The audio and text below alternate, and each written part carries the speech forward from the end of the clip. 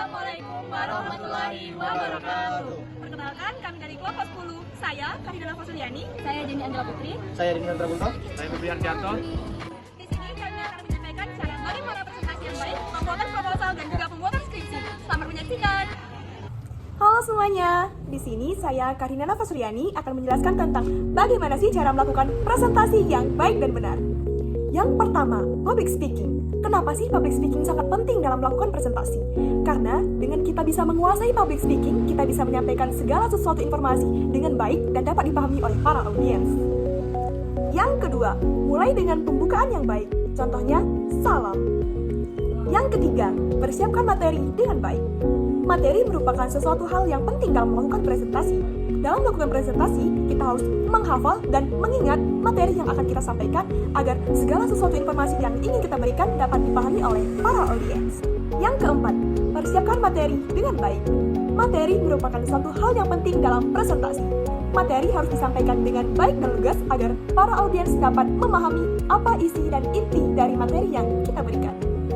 Yang kelima, percaya diri. Percaya diri merupakan hal yang sangat penting dalam melakukan presentasi. Karena dari percaya diri kita bisa menyampaikan segala sesuatu informasi tanpa ada hambatan apapun. Contohnya, kita tidak akan merasa kaku, tidak akan merasa malu, dan kita akan yakin. Berikut adalah contoh pembukaan presentasi yang baik dan benar. Assalamualaikum warahmatullahi wabarakatuh. Salam sejahtera untuk kita semua. Shalom, Om Swastiastu, Namo Buddhaya, salam kebajikan. Halo semuanya, perkenalkan nama saya Karina Nafasuliani dari Fakultas Pertanian Universitas Sriwijaya. Di sini saya akan presentasi dengan tema efektivitas pemberian pupuk organik cair daun gamal terhadap pertumbuhan tanaman kangkung. Perkenalkan, nama saya Febrian Janto dengan NIM 0507128232032. Di sini saya akan menjelaskan bagaimana penulisan bab 1 dan bab 2 dalam skripsi yang baik dan benar.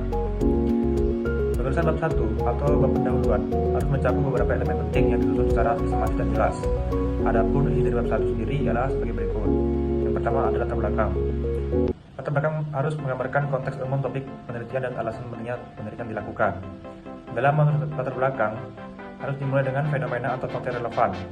Lalu, menjelaskan permasalahan yang ingin diatasi atau dipecahkan, mengaitkan dengan situasi terkini atau kebutuhan praktis, menggunakan data atau referensi untuk mendukung argumen. Dalam menulis latar belakang yang baik dan benar, ialah dengan menggunakan pendekatan segitiga dan berbalik. Lalu yang kedua adalah rumusan masalah. Rumusan masalah berisi tentang rumusan pertanyaan utama yang akan dijawab dengan penelitian. Dalam menulis rumusan masalah, harus dibuat secara spesifik dan jelas, menghindari kalimat terlalu panjang, dan fokus pada hal-hal yang benar akan diteliti. Yang ketiga ada tujuan penelitian. Tujuan penelitian menyatakan hasil yang ingin dicapai dari penelitian secara spesifik. Dalam menulis tujuan penelitian, baiknya menggunakan kalimat deklaratif dan menghubungkan dengan rumusan masalah. Lalu yang terakhir, yang keempat, ada manfaat penelitian. Tujuan dibuatnya manfaat penelitian adalah untuk menjelaskan kontribusi penelitian baik secara teoritis maupun praktis. Manfaat penelitian ditulis dalam dua kategori. Yang pertama, manfaat teoritis, dan yang kedua, manfaat praktis. Kesimpulannya, bab 1 atau bab pendahuluan membahas latar belakang masalah, rumusan masalah, tujuan penelitian, dan manfaat penelitian. Selanjutnya bab 2. Penulisan bab 2 atau tujuan pustaka yang baik dan benar dalam skripsi adalah yaitu membahas teori, konsep, dan hasil penelitian terdahulu yang relevan dengan topik penelitian. Tujuan pustaka memberikan landasan ilmiah bagi penelitian yang dilakukan, membantu menjelaskan konteks masalah, serta menunjukkan bagaimana kontribusi seseorang berkontribusi dalam bidang tersebut. Adapun isi tujuan pustaka yang benar adalah berisi tentang 1. Teori utama, penelitian terdahulu, hubungan dengan suatu penelitian. Lalu, tinjauan pustaka yang baik adalah tinjauan yang relevan, terstruktur, terkini, vertikal, dan sistematis. Nah, kesimpulannya, penulisan bab 2 atau tinjauan pustaka yang benar harus berisi tentang landasan teori. Lalu, juga berisi tentang penelitian terdahulu, dan harus memiliki kerangka pemikiran.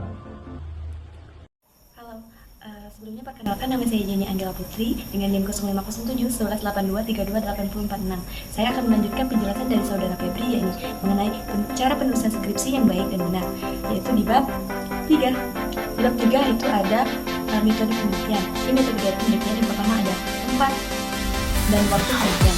Tempat dan waktu penelitian itu harus kita cantumkan dalam sebuah skripsi. Menunjukkan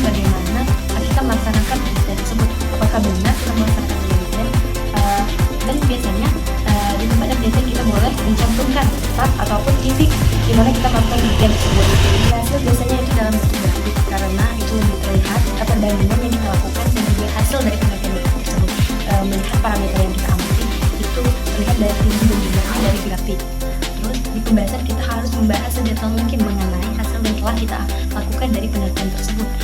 Dan juga kita bisa memberi keterangan terhadap grafik yang telah kita buat. Dan yang terakhir ada bab kesimpulan dan hasil. Di bab kesimpulan dan hasil sebelumnya kita telah menuliskan hipotesis dan tujuan kita. Di bab kesimpulan dan hasil itu terjawab hipotesis kita, diterima atau ditolak, dan tujuan kita tersebut tercapai atau bagaimana dari misal mengetahui keefektifan dari hasil penelitian yang kita lakukan. Dan terakhir itu biasanya ada lampiran dan daftar pustaka. Itu ditulis berdasarkan ketentuan yang telah ditentukan. Bisa menggunakan ketentuan apa, maka keputusannya juga harus baik dan benar, dan apabila itu dapat keterangan boleh dimiliki.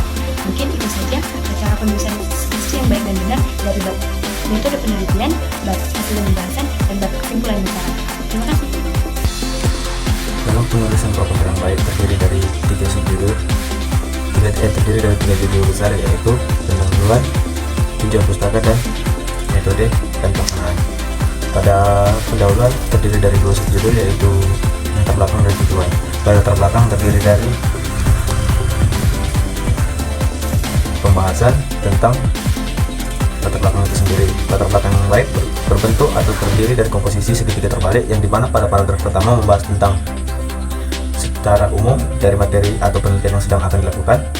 Pada paragraf terakhir terlampir tujuan umum dari penelitian itu sendiri, serta pada tujuan dilampirkan tujuan secara rinci dari penelitian yang akan dilakukan.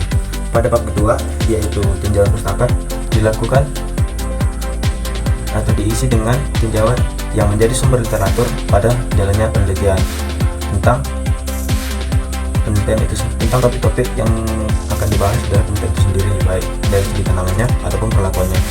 Mungkin sekian dari saya, dan terima kasih.